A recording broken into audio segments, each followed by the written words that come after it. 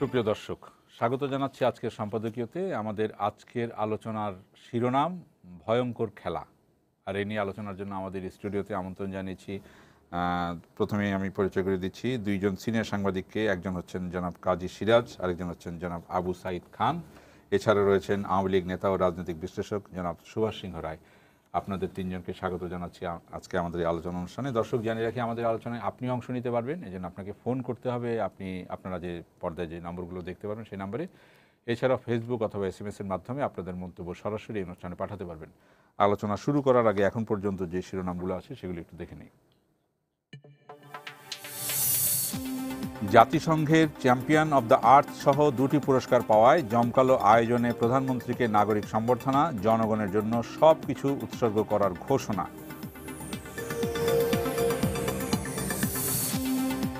চট্টগ্রাম থেকে নিষিদ্ধ জঙ্গি সংগঠন জেএমবির সামরিক শাখার প্রধানসহ 5 সদস্য আটক, গ্রেনেড ও অস্ত্র উদ্ধার, নিষ্ক্রিয় করা হলো গ্রেনেড।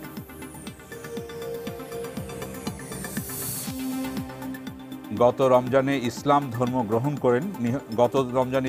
গ্রহণ করেন নিহত জাপানি নাগরিক কুনিও ঘোষী। হত্যা রহস্যের এখনও কুল কিনারা করতে পারেনি পুলিশ।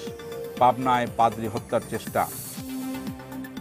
দেশে সুশাসন নেই, মানুষের নিরাপত্তা নিশ্চিত করা না গেলে গণতন্ত্র রক্ষা করা যাবে না, বললেন প্রধানমন্ত্রীর বিশেষ দূত জাতীয় পার্টির চেয়ারম্যান এরশাদ।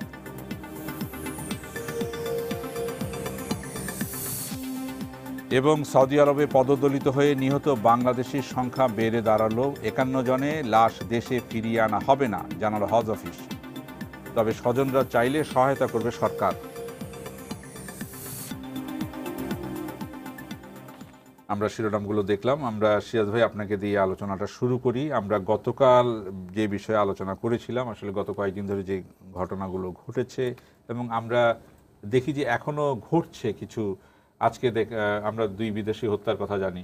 আজকে সকালে পাবনার ঈশ্বরদীতে একজন পাদ্রীকে হত্যার চেষ্টা করা হয়েছে, গলা কাটার চেষ্টা করা হয়েছে, সফল হয়নি হত্যাকারীরা। সেখানেও 3 জন ছিল। আমরা এর আগে দেখি যে যাদেরকে যে 2 বিদেশিকে মারা হয়েছে সেখানে 3 জন করে ছিল এবং তাদের সেই চেষ্টা সফল হয়েছে, তারা হত্যা করতে পেরেছে একই কায়দায় একই ইয়েতে। কিছুক্ষণ আগে আমরা খবর পেলাম যে বাড্ডায় একটি হত্যাকাণ্ড হয়েছে, পিডিবির সাবেক চেয়ারম্যান খিজির খানের গলাকাটা লাশ উদ্ধার করা হয়েছে। তো সব কিছু মিলে আমরা একটা জিনিস, এটা একটা মানে দেখা যাচ্ছে যে বাংলাদেশকে যেন একটা বিপজ্জনক রাষ্ট্র বানানোর একটা অপচেষ্টা চলছে, এটাই প্রতীয়মান হচ্ছে। বিদেশিরা ভয় পাচ্ছে এখন বাংলাদেশে আসতে। বাংলাদেশে অনেক মিটিং ক্যান্সেল করার কথা আমরা জেনেছি। যারা আছে তারা আতঙ্কে আছে, হোটেল ছেড়ে বের হচ্ছে না, এরকম কথা আমরা শুনতে পাচ্ছি ব্যবসায়ীদের তরফ থেকে। সব কিছু মিলিয়ে একটা মানে অস্থির অবস্থা তৈরি করার জন্য চেষ্টা চলছে, এটাই মনে করা হচ্ছে। আপনি কি বলবেন? ধন্যবাদ আপনাকে। স্পষ্ট যে ঘটনাগুলো ঘটছে, এটা যার ব্যাপারে ঘটছে সেই শুধু লক্ষ্য এটা মনে হয় না। মানে বিদেশি যে 2 জনকে মারা হয়েছে, এরা এমন রাজনৈতিক, অর্থনৈতিক বা রাষ্ট্রীয় কোনো বিষয়, কূটনীতির দিক থেকে এমন কোনো গুরুত্বপূর্ণ ব্যক্তি না যে তাদেরকে হত্যা করে একটা বড় কিছু অর্জন হবে হত্যাকারীদের। মানে বিশিষ্ট বিদেশি না, বিদেশি নাগরিক। বিদেশি হত্যা করার অর্থ হচ্ছে এখানে বিশিষ্ট বিদেশিদেরকে অস্থির চঞ্চল করে তোলা, তাদের মধ্যে একটা আতঙ্ক ছড়িয়ে দেয়া এবং বাংলাদেশে বিদেশিরা নিরাপদ নয় এরকম একটা মেসেজ পৌঁছে দেয়া, এটাই হচ্ছে উদ্দেশ্য। এবং উদ্দেশ্য সাধনের জন্য যারা কাজ করছে, আমার মনে হয় এটা একটা সংঘবদ্ধ দেশি বিদেশি শক্তিশালী চক্র। এটা খুব দুর্বল হেলায় ফেলায় এটাকে উড়িয়ে দেয়া, এই একটা বিচ্ছিন্ন কোনো ঘটনা এরকম চিন্তা করার কোনো কারণ নাই। কারণ 4 দিনের ব্যবধানে 2 জন বিদেশি খুন হলেন। 3 দিন পরেই একজন পাদ্রীকে মানে বিদেশিদেরকে আজকে সকাল মানে ওই জাপানি হত্যা 3-4 দিনের ব্যবধানে চেষ্টা করা হলো। পাদ্রী হত্যা করার অর্থই হচ্ছে আবার বিদেশিদেরকে, বিশেষ করে খ্রিস্ট ধর্মাবলম্বী যারা আছে তাদেরকে উৎকণ্ঠিত করা, উদ্বিগ্ন করা, ভয় পাইয়ে দেয়া যে পাদ্রীর উপরে এই অবস্থা। আর একটু আগে তো একটা হত্যাকাণ্ডের ঘটনা আমরা শুনলাম, জানলাম। এই জিনিসগুলো নিশ্চয় অ্যালার্মিং। আমাদের এটা কোনো ব্যক্তির জন্য না, কোনো একটা বিশেষ দল বা সরকারের জন্য না, এটা আমাদের গোটা রাষ্ট্রের জন্যই বিপদ। আমি যেটা মনে করি এইটা থেকে পরিত্রাণের জন্যে প্রথমত বিপদটা তো ভয়ঙ্কর, মানে খেলাটা অত্যন্ত ভয়ঙ্কর খেলা হচ্ছে বাংলাদেশকে নিয়ে। বাংলাদেশকে একটা অস্থিতিশীল অবস্থা সৃষ্টি করা, বাংলাদেশে বাংলা কেন অস্থিতিশীল অবস্থা সৃষ্টি করতে চায় বিভিন্ন ব্যাখ্যা আছে এখানে, দেশি বিদেশি একটা ষড়যন্ত্রের কথা আছে, আমার যেটা ব্যাখ্যা হচ্ছে, একটা হচ্ছে এই সমস্ত ঘটনা কখন ঘটে একটা দেশে, যখন একটা গণতান্ত্রিক রাষ্ট্র, আমরা তো আমাদের রাষ্ট্রকে গণতান্ত্রিক রাষ্ট্র দাবি করি এবং গর্বও করি, আমরা গণতন্ত্রের জন্য লড়াই করেছি সে পাকিস্তান আমল থেকে। বঙ্গবন্ধুর নেতৃত্বে বঙ্গবন্ধুর লড়াইটাই ছিল পার্লামেন্টারি গণতন্ত্র প্রতিষ্ঠা করা, এবং এই লড়াই করতে গিয়ে 71 সালের 25 বা 26 মার্চ আমরা মুক্তিযুদ্ধে যেখানে গেলাম, এখানেও একটা অন্যতম প্রধান কারণ ছিল পাকিস্তানি সামরিক গোষ্ঠী, বিজাতীয় শাসক গোষ্ঠী গণতন্ত্রের সত্য লঙ্ঘন করেছিল। তারা বাংলাদেশ থেকে নির্বাচিত তৎকালীন পূর্ব পাকিস্তানে বাঙালি জনগোষ্ঠীর যে সংখ্যাগরিষ্ঠ প্রতিনিধি পাকিস্তান পার্লামেন্টে, তাদের হাতে নিয়মতান্ত্রিকভাবে হস্তান্তর অস্বীকার করেছে, অর্থাৎ গণতন্ত্রের মৌল শর্তকে লঙ্ঘন করেছে, অস্বীকার করছে। সেই জন্যে যুদ্ধে আমরা যেতাম বাংলাদেশে। এর অর্থ এই নয় যে বাংলাদেশ স্বাধীনতার যুদ্ধে যেত না, করতো, কিন্তু এটা একটা অন্যতম প্রধান কারণ ছিল। তো গণতান্ত্রিক চিন্তা ভাবনা বিশ্বাসে বাংলাদেশের মানুষের মধ্যে একটা বিশেষ অবস্থান আছে। তো সেখানে একটা আমাদের মতো দেশে, বিশেষ করে যারা গণতন্ত্রের জন্য লড়াই করেছে, সংগ্রাম করেছে, না খেয়ে থাকে কিন্তু তুমি কথা বলতে চায়, আমার কথা আমি বলবো, আমার কথা আমাকে বলতে দিতে হবে, কেন দেবেন, আমি ঘর থেকে বেরোতে চাই। তা এখন সেরকম একটা দেশে, সেরকম একটা রাষ্ট্রে যদি রাজনৈতিক কর্মকাণ্ড অনেকটা নিষিদ্ধের মতো থাকে, যদি যারা ক্ষমতায় থাকেন তাদের বাইরে আর কারো কোনো কার্যক্রম, গণতান্ত্রিক কার্যক্রম, সংবিধান যেটা স্বীকার করে, খালি বাংলাদেশের জন্য না, পৃথিবীর অন্য বহু জায়গায় এরকম দৃষ্টান্ত আছে, যখনই মানুষের গণতান্ত্রিক অধিকার, মৌলিক অধিকার, সংবিধান স্বীকৃত অধিকারগুলো হরণ করা হয়, এগুলো যখন মানুষ প্রয়োগ করতে পারে না, ভোগ করতে পারে না, তখন মানুষের মধ্যে আস্তে আস্তে ক্ষোভ পুঞ্জীভূত হয়। আবার এটাকে যাতে বিস্ফোরণ না ঘটে, সেটার জন্যে আবার ক্ষমতাসীনরা যে সমস্ত ব্যবস্থাগুলো গ্রহণ করে, রাষ্ট্রশক্তিকে ব্যবহার করে, তখন গণতান্ত্রিক সংগ্রাম, গণতান্ত্রিক লড়াই, গণতান্ত্রিক আন্দোলন, গণতান্ত্রিক রাজনৈতিক কার্যক্রম অনুপস্থিতিতে এই জাতীয় অপরাধী চক্র, সন্ত্রাসী চক্র, গোষ্ঠী, মৌলবাদ, সাম্প্রদায়িক শক্তি এবং জঙ্গিবাদ, এরা মাথাচাড়া এবং সুযোগগুলো গ্রহণ করে। তা আমার মনে হয় যে কারণেই এই ঘটনাগুলো বলতে যাচ্ছেন যে এখন রাজনীতি না থাকার কারণে এরকম হচ্ছে, এটা অন্যতম কারণ। আমি অন্যতম কারণ মনে করি। যে ঘটনাগুলো যেটা ঘটেছে, একের পর মানে পরপর 2 জন বিদেশি হত্যা আর একটা হত্যা প্রচেষ্টার পরে, এর ঘটনা থেকে সহজে বোঝা যায় যে এক ধরনের যোগসূত্র আছে এবং এখানে একটা আতঙ্কিত অবস্থা, অরাজক অবস্থা তৈরির একটা পরিকল্পনা থাকাটাই স্বাভাবিক। তবে সেইগুলো হচ্ছে যে এখানে এটা আইএস করেছে কি করে নাই, এই বিতর্ক আমার কাছে খুব বড় ব্যাপার মনে হয় না, কেননা এখানে জঙ্গি তো আছে, এখানে সন্ত্রাসী আছে, কিছুক্ষণ আগে চট্টগ্রামে দেখলাম গ্রেনেড ফাটাচ্ছে, সাম্প্রদায়িক রাজনীতি আছে। আর একটা হচ্ছে যে আমরা তো গত 2-3 মাসের যদি হিসাব করি, যে বিভিন্ন সময় তো জঙ্গিদেরকে গ্রেপ্তার করা হয়েছে, এমনকি আইএসকে গ্রেপ্তার করা হয়েছে, আইএসের সমন্বয়কারী কোঅর্ডিনেটরকে গ্রেপ্তার করা হয়েছে, এমন খবর আমরা পত্রপত্রিকায় দেখেছি। তো এই অবস্থাটাতে সেই জায়গা থেকে জিনিসটা হলো এটা মোকাবেলা করার জন্য যে জঙ্গি, ঠিক আছে আইএস থাক আর না থাক, আর একটা জিনিস আমাদের মনে রাখতে হবে, জঙ্গি থাকলে আজকের পৃথিবীতে ইন্টারন্যাশনাল একটা নেটওয়ার্কের ভিতরে ঢুকে যাওয়াটা খুব কঠিন কিছু না, এবং সেটা ঢুকে যাওয়াটাই কিন্তু স্বাভাবিক, যে কোনোভাবে কানেক্টেড হয়ে যাওয়াটাই স্বাভাবিক ব্যাপার। তো এই যে জঙ্গিবাদ মোকাবেলা করার ক্ষেত্রে যে প্রাথমিক শর্তগুলো, সেটা হলো যেমন সরকারের পক্ষ থেকে পুলিশ প্রশাসনকে এর মাধ্যমে এটা করতে চাচ্ছে, কিন্তু কেবলমাত্র পুলিশ প্রশাসন এর ভূমিকাটা নিঃসন্দেহে গুরুত্বপূর্ণ। মানুষের নিরাপত্তা দেওয়ার ক্ষেত্রে, এখানে সন্ত্রাসী তৎপরতা বন্ধের ক্ষেত্রে পুলিশ প্রশাসনের ভূমিকা রয়েছে, কিন্তু সেই সঙ্গে সঙ্গে আরও কিছু করণীয় ব্যাপার ছিল, যেমন রাজনৈতিক অঙ্গনে একটা ঐক্যমত্য দরকার, নাগরিক গণপ্রতিরোধ দরকার, আদর্শিক সাংস্কৃতিকভাবে এই সমস্ত ব্যাপারকে মোকাবেলা করা দরকার, এমনকি ধর্মীয় উদারনৈতিক ব্যাখ্যা দিয়েও তাদেরকে বোঝানো দরকার যে ধর্ম এই ধরনের সন্ত্রাসী কাজ অনুমোদন করে না। এই কাজগুলো কিন্তু আমরা দেখি না। এখন ব্যাপারটা হলো যেভাবে ঘটনাগুলোকে পত্রপত্রিকায় এসেছে এবং পুলিশ এর পক্ষ থেকে বলা হয়েছে, পুলিশ র্যাবের পক্ষ থেকে বলা হয়েছে, সেই অনুযায়ী যে পদক্ষেপ নেওয়া উচিত ছিল সেই ধরনের পদক্ষেপ নেওয়া হয়েছে বলে মনে হয় না। আর একটা হলো যে এই ধরনের ঘটনার ক্ষেত্রে আমাদের একটু সতর্ক থাকা দরকার যে ঘটনা যা ঘটে কিংবা যতটুকু অস্তিত্ব আছে এটাকে অস্বীকার করাও ঠিক না, কেন তাহলে জনগণ প্রস্তুত হতে পারবে না, প্রশাসন প্রস্তুত হতে পারবে না। তো এটার জন্য সঠিক চিত্রটা দরকার। এটা যখন অতিরঞ্জিত হলে কিন্তু পৃথিবীর কাছে আবার একটা খারাপ মেসেজ চলে যায়। আবার এই জায়গা থেকে হচ্ছে আমার মনে হয় সেই জায়গাগুলো আমাদের সংশ্লিষ্ট কর্তৃপক্ষ এই ব্যাপারগুলো খুব খতিয়ে দেখেনি, তারা তাদের মতো করে নিউজ করেছে। এখানে আইএস আছে কি নেই এই বিতর্কে এখন কেন? যখন কয়েকটি স্টেটমেন্ট দেওয়া হলো যে আইএসের অমুক অমুক গ্রেপ্তার হয়েছে, তখনই তো এটা খতিয়ে দেখা উচিত ছিল। তো এখন বিতর্ক করে তখন সরকার বলেছে যে আইএস সেটাকে মোকাবেলা করা হবে, তারপরে এই ঘটনা ঘটার পরে বসে না আইএস নাই। তো এবং আপনি যদি খেয়াল করেন যে মন্ত্রীরা এবং সংশ্লিষ্টরা যেসব স্টেটমেন্ট করেছে এবং এই স্টেটমেন্টগুলোর কোনো সঙ্গতি নেই।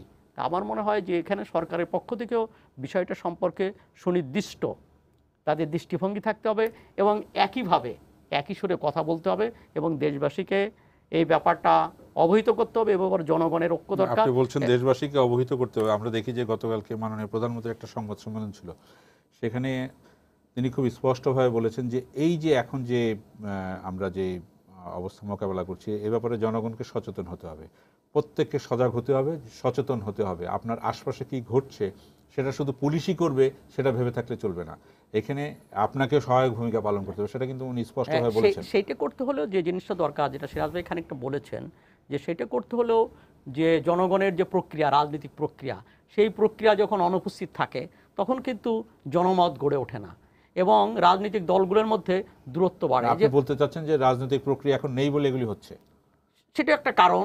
প্রতিরোধের ক্ষেত্রে তো দরকার। আপনি ঠিক আছে এইগুলো সন্ত্রাসী শক্তি এখানে আছে, কিন্তু এটা প্রতিরোধ করতে হলে সেটা তো জনগণের মধ্যে ঐক্য লাগবে।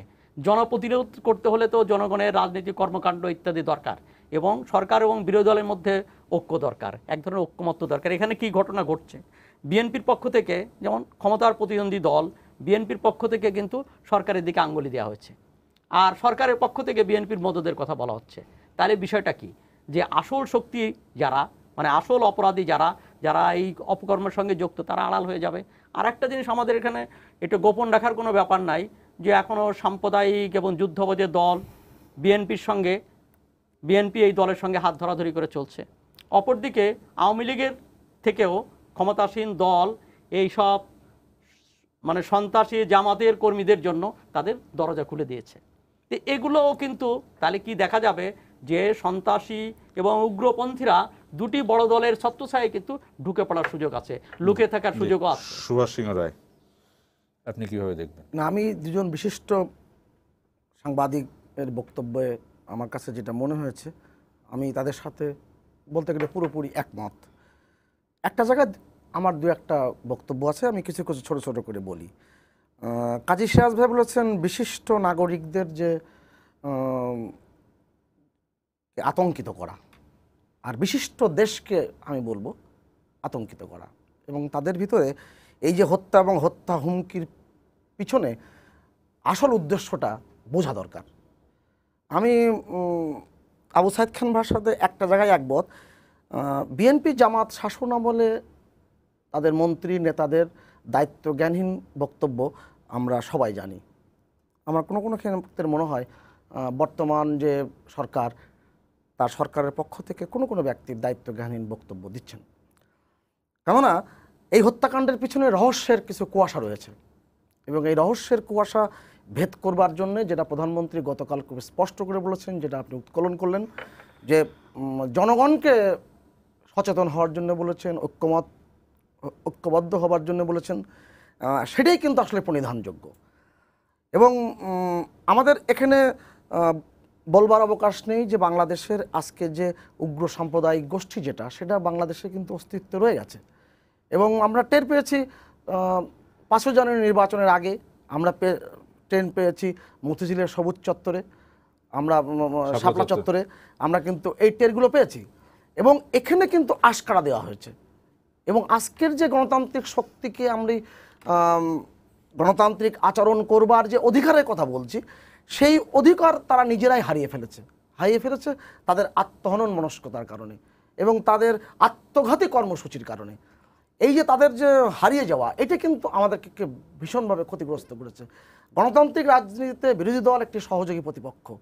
সেই সহযোগী প্রতিপক্ষ যদি না থাকে, তাহলে শূন্যস্থান পূরণ করবার জন্যে অদৃশ্য শক্তি কিন্তু মাথাচাড়া দিয়ে ওঠে এবং তারা সেই স্থানগুলো পূরণ করে। এটা আমি রাজনীতি যতটুকু বুঝি, যতটুকু বিশ্লেষণ করতে পারি, এটা আমি খুব পরিষ্কার করে বুঝি। আমি আজকের বাংলাদেশের এই যে হত্যাকাণ্ডগুলো, এর পিছনে জাতীয় এবং আন্তর্জাতিক মদদ রয়েছে, এ ব্যাপারে আমার কোনো দ্বিধা নেই।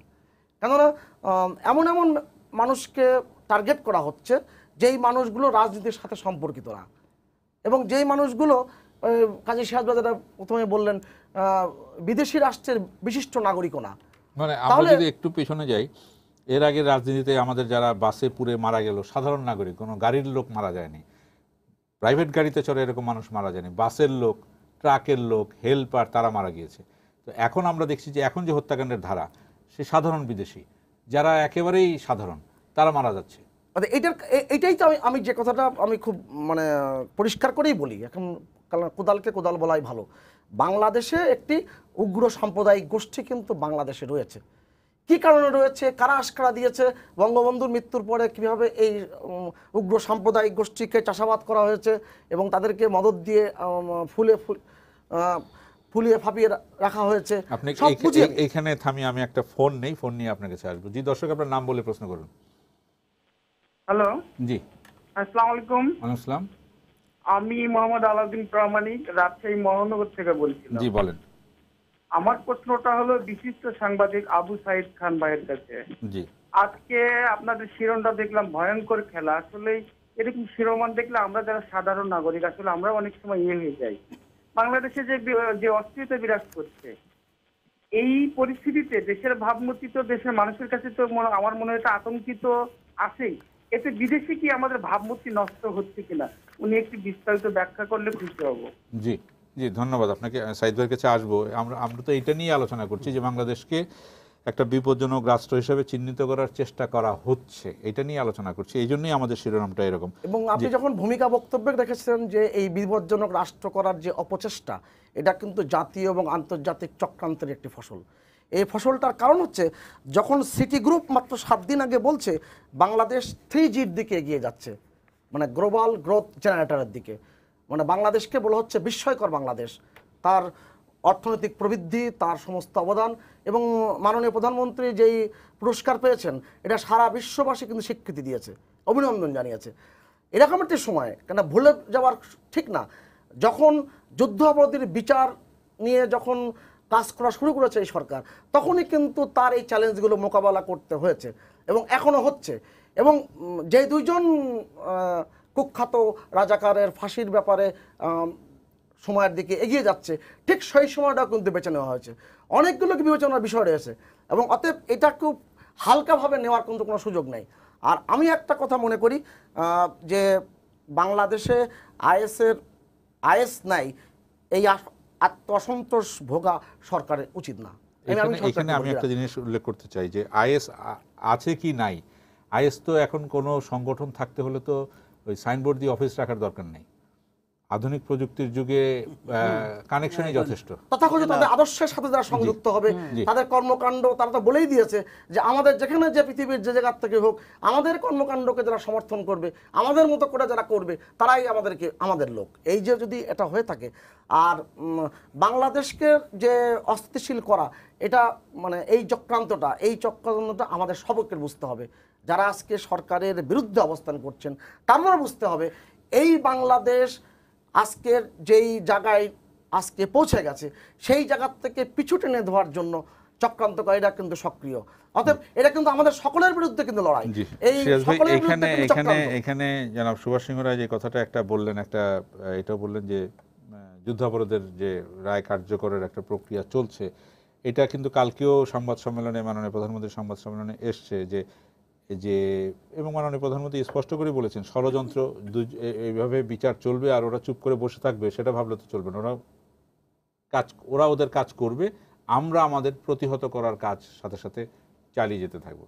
আপনি কি মনে করছেন যে এটার সাথে এটার যোগসূত্র আছে কি না?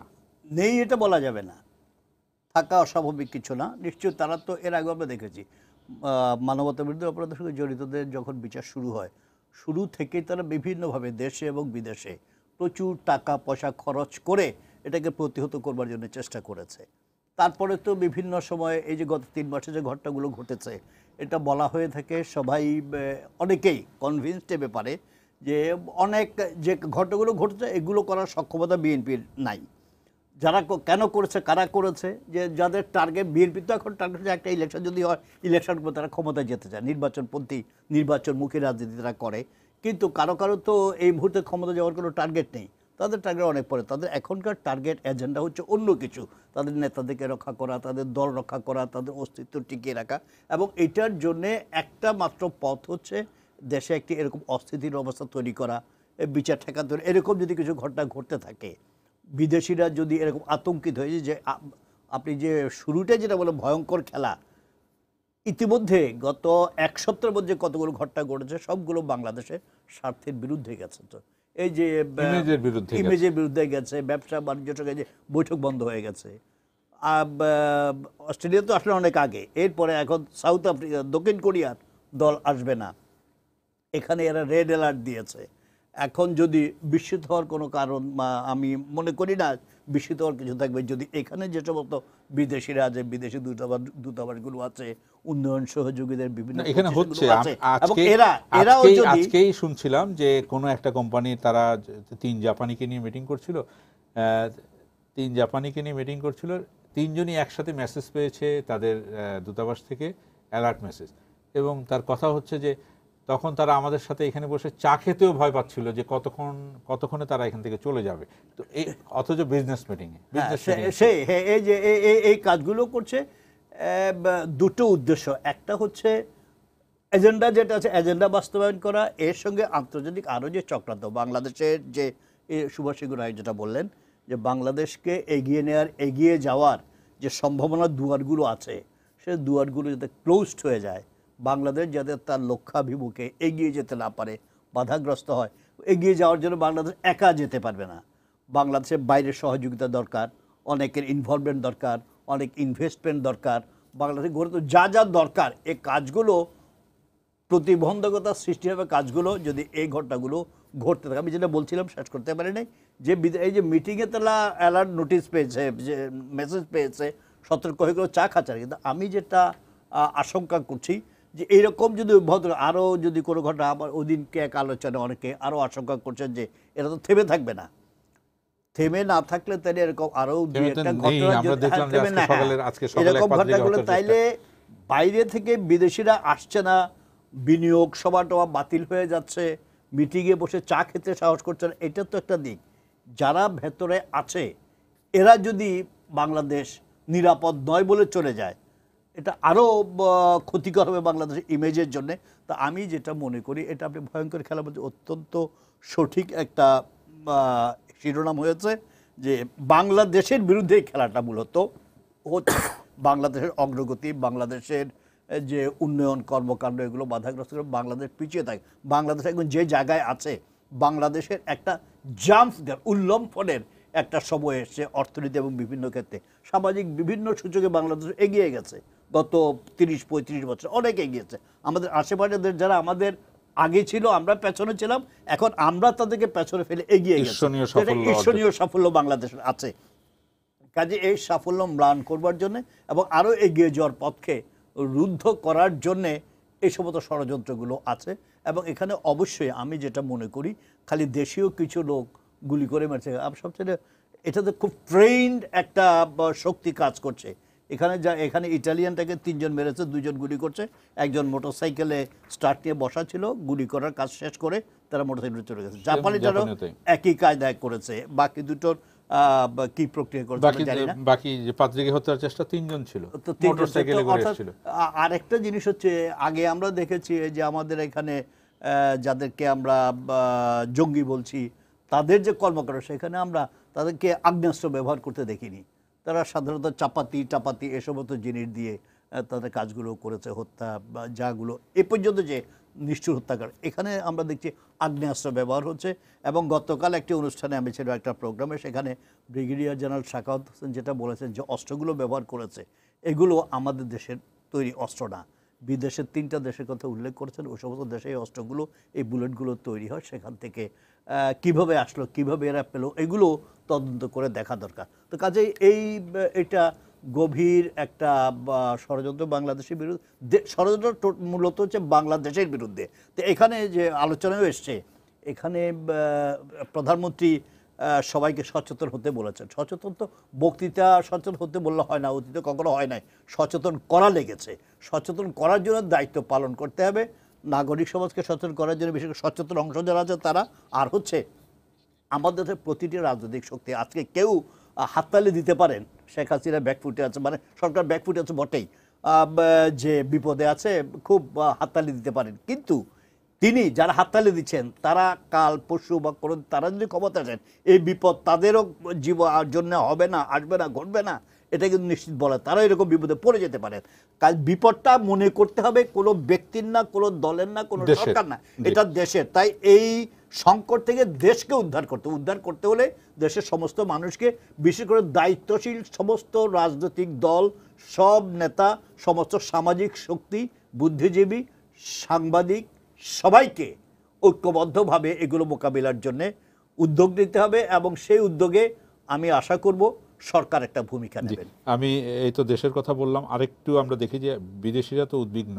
সাইদ ভাই, আপনার কাছে যে প্রশ্ন করেছিলেন রাজশাহী থেকে জনাব প্রামাণিক, সেই কথা তো আপনি বলবেন যে শিরোনাম নিয়ে, এবং পাশাপাশি আজকে আমরা দেখি যে জাপান ক্ষোভ প্রকাশ করেছে, উদ্বেগ প্রকাশ করেছে।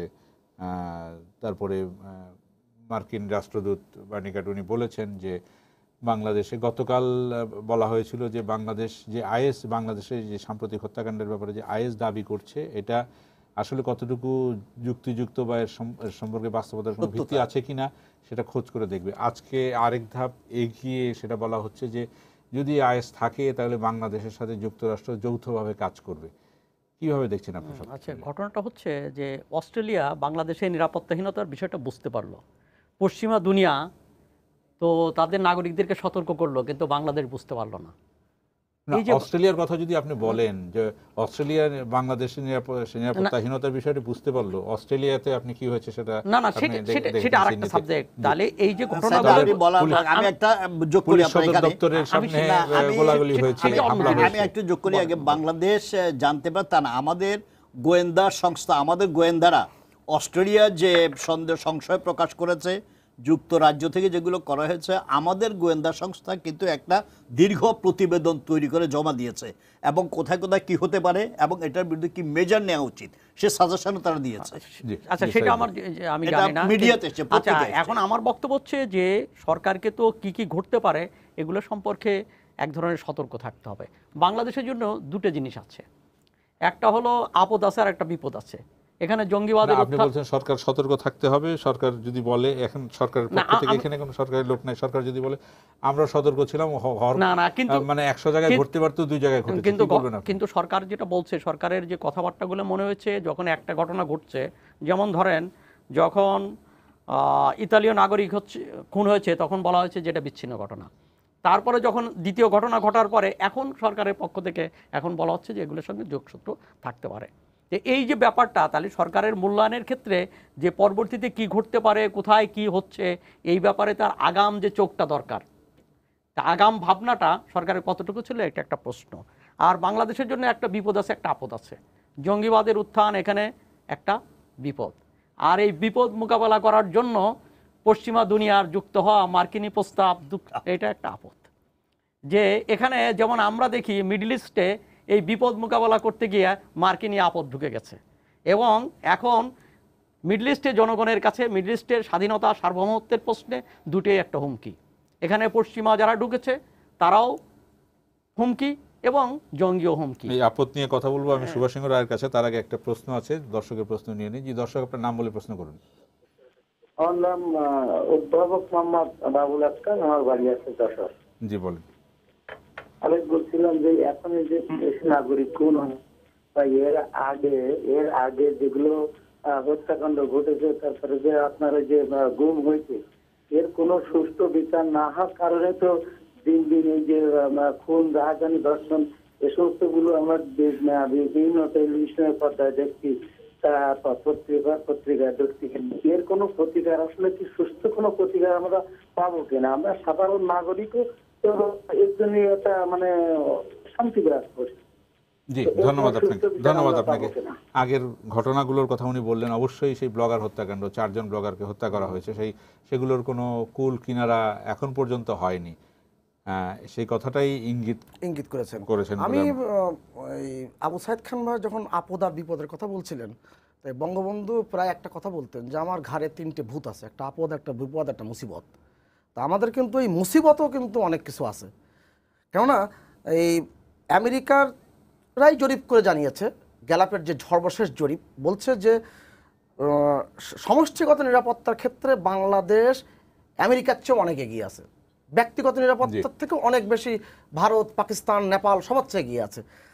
এবং তারা যখন যেভাবে নিজেদেরকে ব্যাখ্যা করেন, নিজেরা যে সমস্ত বিশুদ্ধতার কথা বলেন, সে ব্যাপারে আমি মানতে রাজি নই।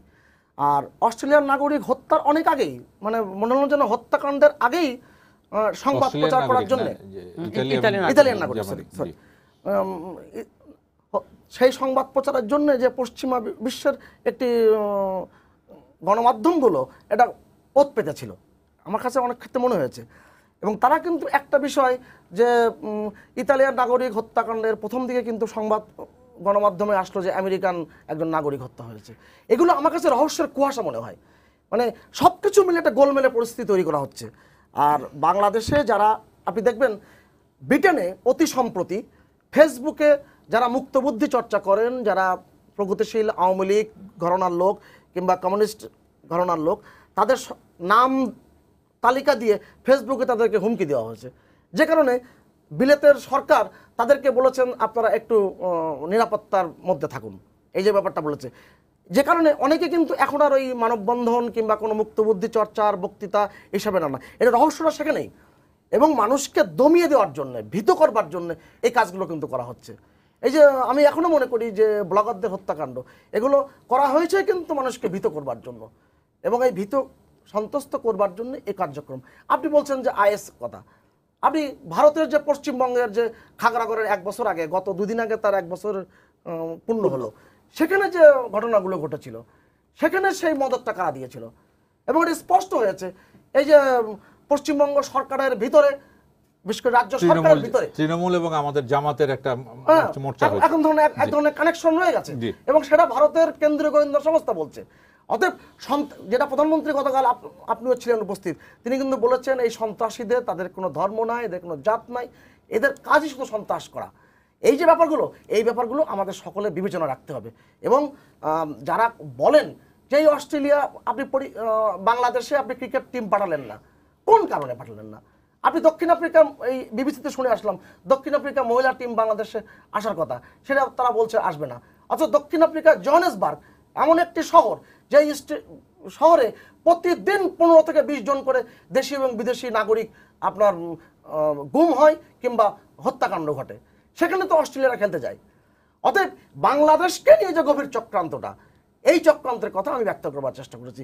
দর্শক যে কথাটি বলেছে আমি তার সাথে একমত পোষণ করেই বলি, বাংলাদেশকে যে এই যে অস্থিতিশীল করবার জন্য আন্তর্জাতিক চক্রান্তটি আছে।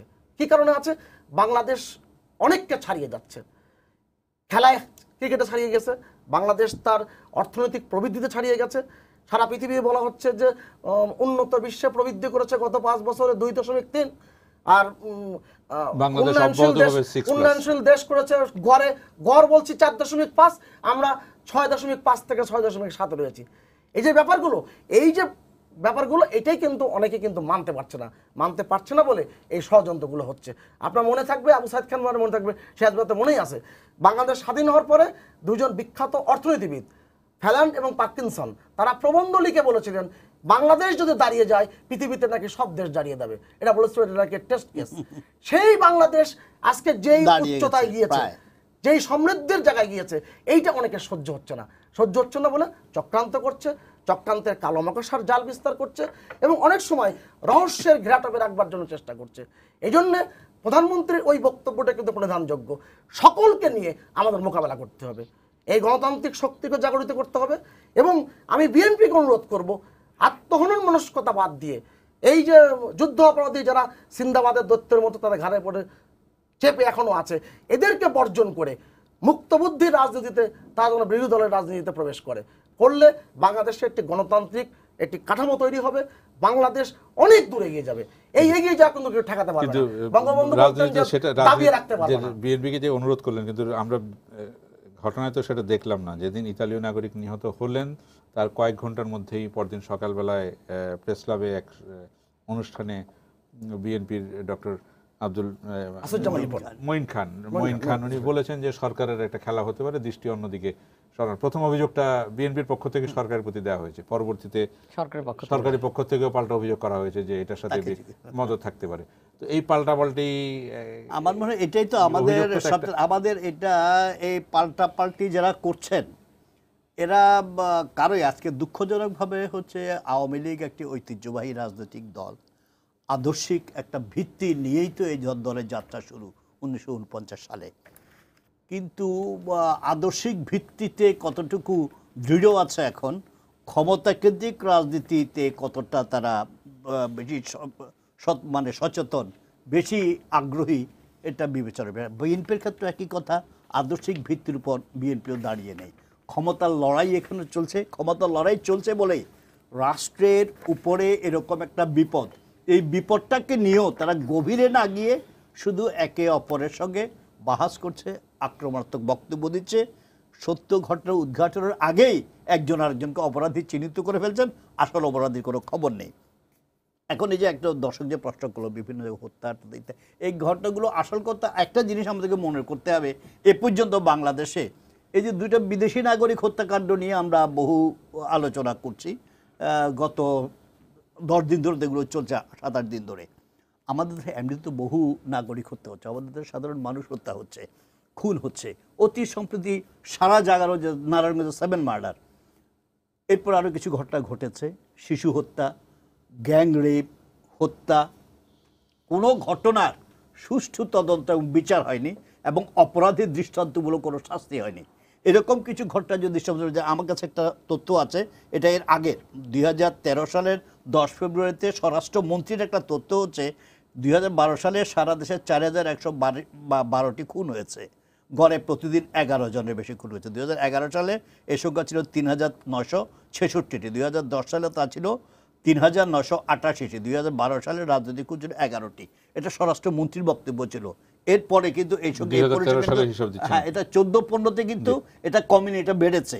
তা এখন এই কোনো হত্যাকাণ্ডেরই যদি ওরকম সঠিক তদন্ত বিচার হতো, অপরাধীকে ধরা হতো, কোনো ঘটনা ঘটলেই তো আমরা বিএনপি বলছে আওয়ামী লীগ করেছে, আওয়ামী লীগ করছে বিএনপি। কিন্তু আবার বিচার প্রক্রিয়া তো আমাদের দীর্ঘদিনের, বিচার প্রক্রিয়া যে কোনো বিচার 2 বছর 3 বছর 4 বছর লেগে যায়, সেটাই হচ্ছে। কিন্তু তাইলে 10 বছর আগের যে খুনটা হয়েছে, আজকে 10 বছর পরে আমরা সেই খুনের বিচার সেগুলো এগুলো হচ্ছে না বলেই এই যে খুনিরা, যেই বিদেশি মদদে হোক বা অন্য রাজনৈতিক উদ্দেশ্যে হোক, এই খুনিরা উৎসাহ পায়, মনে করে খুন করলে পার পাওয়া যায়, খুন করে বেঁচে যাওয়া যাবে, কোনো পার পাওয়া যাবে।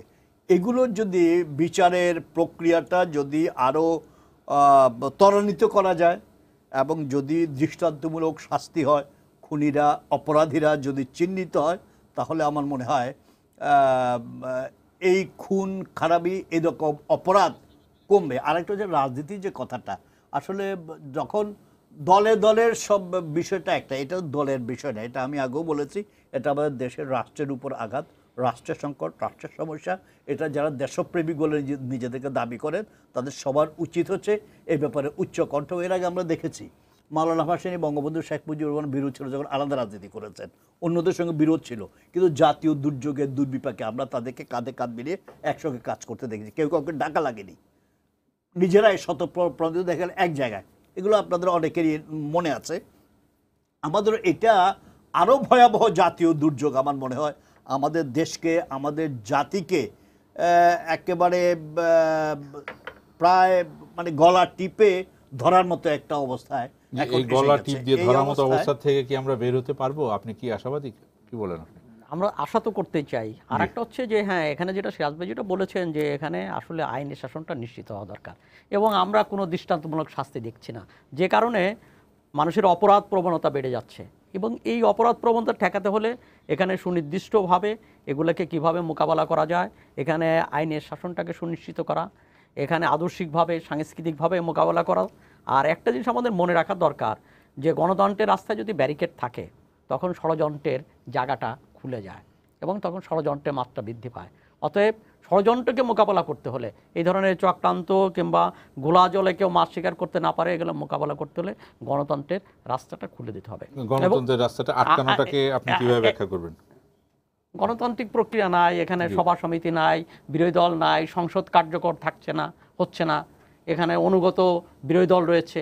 গণতন্ত্রের জায়গাটা তো এটা তো একটা বড় আলোচনা। তবে কিন্তু এই দোষারোপটা আপনি কাকে করবেন? এই যে যার যতটুকু দোষ, এখানে এখানে আমরা একটা গণতান্ত্রিক প্রক্রিয়া চালু করতে পারছি না, এবং গণতন্ত্র নির্মাণের যে সমস্যাটা রয়ে গেছে এই ব্যাপারে একমত হতে হবে। তারপরে যদি আমরা একমত হলে গণতন্ত্র কিভাবে বিনির্মাণ করতে হবে এবং গণতন্ত্রের পথে কিভাবে অগ্রসর হতে হবে, এক হতে হবে। এবং সেই ক্ষেত্রে গণতন্ত্রের জন্য যারা লড়াইয়ের কথা বলে তাদেরকেও মনে করতে হবে সন্ত্রাসী সাম্প্রদায়িক শক্তিকে সঙ্গে নিয়ে এই লড়াইটা হবে না। অতএব সেই জায়গায় দুই জায়গা থেকেই সরকারকে যেমনই গণতান্ত্রিক অধিকারগুলোকে সুনিশ্চিত করতে হবে, তাকে স্পেসটা দিতে হবে যাতে বিরোধী দল রাস্তায় নামতে পারে, সবার সমাবেশ করতে পারে। যদি বলে যে আপনার সাথে সন্ত্রাসী দল আছে, সন্ত্রাসীদের নিয়ে আপনি কিভাবে গণতন্ত্রে লড়াই করবেন, তখন আপনি দুটো জিনিসই এখন প্রশ্ন হচ্ছে, ধরুন তার কাছে কারোর কাছে সন্ত্রাসী দলরা আছে, কিন্তু প্রশ্ন হচ্ছে দুটো ট্রেন্ডই থাকে অনেক দলের ভিতরে। ধরেন বিএনপির ভিতরে সন্ত্রাসী ট্রেন্ডও আছে, গণতান্ত্রিক ট্রেন্ডও আছে। আপনাকে গণতন্ত্রের রাস্তাটা খুলে দেন, সন্ত্রাসীদেরকে আপনি মোকাবেলা করেন, তাহলে হবে কি যে গণতান্ত্রিক শক্তির উত্থানটা ঘটবে, দলের ভিতর ঘটবে, বিরোধী দলের ভিতর ঘটবে, এবং জনগণের মধ্যে গণতান্ত্রিক আকাঙ্ক্ষা প্রবল হবে, জনমত গড়ে উঠবে। এই কাজগুলো একটা দীর্ঘ প্রক্রিয়ার বিষয়, এই প্রক্রিয়ার ব্যাপারে আগাতে হবে। আর যদি কেউ মনে করে থাকেন যে ঠিক আছে এগুলো সরকার একাই মোকাবেলা করবে, আর বিরোধী দল যদি মনে করে থাকে যে এটা সরকারের কাজ, আমাদের কোনো দায়িত্ব নাই, সেটাও হতে পারে না। এই জায়গা আমি স্পষ্ট করে বলতে যাই, এই জায়গাটা দরকার হচ্ছে একটা ঐক্যমত্য, জাতীয় ঐক্যমত্যই একমাত্র সন্ত্রাস মোকাবেলা করার একটা অপরিহার্য শর্ত। শুধু বিএনপির কথা কেন, বিএনপি বাংলাদেশে অনেক ছোটখাটো দল আছে, গণতান্ত্রিক দল, বাম প্রগতিশীল দল আছে। সবসময় আমরা দেখি প্রতিদিনই ৫-৭-১০টা করে ছোটখাটো মিটিং হতো, বক্তৃতা হতো, মিছিল হতো, বিভিন্ন কিছু আমরা দেখতাম, কিন্তু কোনো অ্যাক্টিভিটিতে, সবই অ্যাক্টিভিটি বন্ধ, কোনো কিছু করা যাচ্ছে না। এই আমাদের সমাজ, এই রাজনৈতিক সংস্কৃতিতে একটা বড় অবক্ষয় দেখা দিয়েছে। সেই অবক্ষয়টা হচ্ছে যে আমরা সকালে যেন কোনো না কোনোভাবে সরকারি দলের সাথে সংশ্লিষ্ট থাকতে চাই। আমাদের এই তত্ত্ব থেকে বেরিয়ে আসতে হবে। এবং এই যে আর সাইদ ভাইয়ের যে ব্যাপারটি, সবসময় বিএনপির প্রতি একটু সহানুভূতিশীল তার দৃষ্টিভঙ্গি থাকে, এটা গণতান্ত্রিক দৃষ্টিভঙ্গি থাকাটা ভালো। কিন্তু বিএনপি যে আত্মবিনাশের আমি তো আপনাকে সমর্থন করছি, আত্মবিনাশের যে মহাযাত্রায় সামিল হয়েছে, এর থেকে কিন্তু তাকে ফিরে আসতে হবে। আপনি ফিরে না আসলে আপনি গণতান্ত্রিক আচরণ কিন্তু পাবেন না। আপনি যখন নির্বাচনের আগে যখন বলা হলো যে আপনি কি কি করতে চান, আসুন আমরা বসি, এরপরও আর কি করতে পেরেছিলেন? আমি সাইদ ভাইয়ের কিন্তু বহুবার জিজ্ঞেস করেছি যে আওয়ামী লীগ সরকারের পক্ষ থেকে, আওয়ামী লীগ সরকার প্রধানের পক্ষ থেকে কি আর বললে এই ব্যাপারটা আরো সংযত হতো, কার্যকরী হতো, এটা কিন্তু করা যায়। আমি এই যে ব্যাপারগুলো, এই আপনি যে আত্মহনন মনস্কতা, এই মনস্কতাকে না ফিরে আনতে পারলে বিএনপি কিন্তু বাংলাদেশের রাজনীতির অনেক ক্ষতি হয়েছে। আমি প্রতিদিন বলছি যে আমি কাজী সিরাজ ভাইয়ের সাথে সম্পূর্ণ একমত। বাংলাদেশে যদি গণতান্ত্রিক কাঠামো যদি দুর্বল হয়ে যায়, তাহলে বাংলাদেশের যে অদৃশ্য শক্তি, যারা অন্ধকারের শক্তি, তারা কিন্তু দৃশ্যমান হয়ে যায়, তারা কিন্তু ওত পেতে আছে, তারা কিন্তু বাংলাদেশকে ধ্বংস করার জন্য জ্বালিয়ে পুড়িয়ে 100 দিনে 153 জনকে হত্যা করে যে আতঙ্ক সৃষ্টি করতে না পেরেছে, 2 জন বিদেশি নাগরিককে হত্যা করে সেই আতঙ্ক সৃষ্টি করতে তারা পেরেছে। অতএব এটা আমাদের বুঝবার ব্যাপার আছে, এবং আমাদের সরকারের বুঝার ব্যাপার আছে। আমাদের যারা পল্টনে বসে প্রতিদিন 25 জন নিয়ে যারা এই শুধু প্রেস ব্রিফিংয়ের মধ্যে সীমাবদ্ধ, তাদেরকেও বোঝার ব্যাপার আছে যে বাংলাদেশ কোন জায়গায় তারা নিতে চায়। এই বোধের সংকটটি, এই যে বোধের যে সংকট, উপলব্ধির সংকট, এইটা কিন্তু বিএনপিকে অনেক ক্ষতিগ্রস্ত করছে, আমাদের বিরোধী দলকে ক্ষতিগ্রস্ত করছে। আমি এখানে একটা বাক্য যোগ করি, সুভাষ সিংহ রায়ের সঙ্গে একমত হয়ে যেটা বলতে চাই, আমরা সরকারকে বলি, উপদেশ দিই, পরামর্শ দিই, আপনারা এটা করো না, এটা করো না, এটা করছো না, এটা বন্ধ করে রাখছেন, কিন্তু ওই যে মৌলবাদী সাম্প্রদায়িক শক্তি কখনো গণতন্ত্রের বন্ধু নয়, এটা পৃথিবীর সর্বত্র। আমরা আমাদের দেশে বুদ্ধিজীবী, সচেতন মানুষ, শিক্ষক, সাংবাদিক, সিভিল সোসাইটির লোকজন কোনোদিন বিএনপিকে কি একযোগ হয়ে বলেছি যে আপনারা এই জায়গা থেকে সরেন? মৌলবাদীদের বাদ দেন, হ্যাঁ বলা হচ্ছে তো না। আচ্ছা, আমাদের এই শক্তিগুলো, আচ্ছা আমার এই শক্তিগুলো কখনো বিএনপিকে এই অ্যাপ্রোচটা করেনি। আল্লাহর রাস্তায় আপনারা একটু সরে আমি একটা লাইন শুধু কমেন্ট করতে চাই। আমার বক্তব্য হচ্ছে যে দেশের বিএনপির প্রতি তো কোনো দুর্বলতার বিষয় না, কিংবা আওয়ামী লীগের প্রতি আমার দুর্বলতার বিষয় না। আমার বক্তব্যটা হচ্ছে যে এখানে গণতান্ত্রিক প্রক্রিয়াটা হওয়া দরকার, এবং সরকার এবং বিরোধী দল উভয়ই তারা গণতন্ত্রের পথেই অগ্রসর হবে এবং গণতন্ত্রের মাধ্যমে তারা বাকযুদ্ধে অবতীর্ণ হবে, তারা রাজনীতি করবে। এটি আমরা প্রত্যাশা করি। তিনজনকে ধন্যবাদ। এবং সবশেষে আমি যেটা বলতে চাই, আমাদের সব জনগণকে সচেতন হতে হবে, চারদিক খেয়াল রাখতে হবে। বাংলাদেশকে যে বিপজ্জনক দিকে ঠেলে দেওয়ার অপচেষ্টা করা হচ্ছে, এই অপচেষ্টার বিরুদ্ধে সবাইকে সজাগ থাকতে হবে, রুখে দাঁড়াতে হবে। আপনাদের তিনজনকে ধন্যবাদ। সুপ্রিয় দর্শক, আপনারা যারা এতক্ষণ আমাদের সঙ্গে ছিলেন, আপনাদেরকে ধন্যবাদ জানিয়ে আজকের মতো এখানে শেষ করছি। শুভরাত্রি।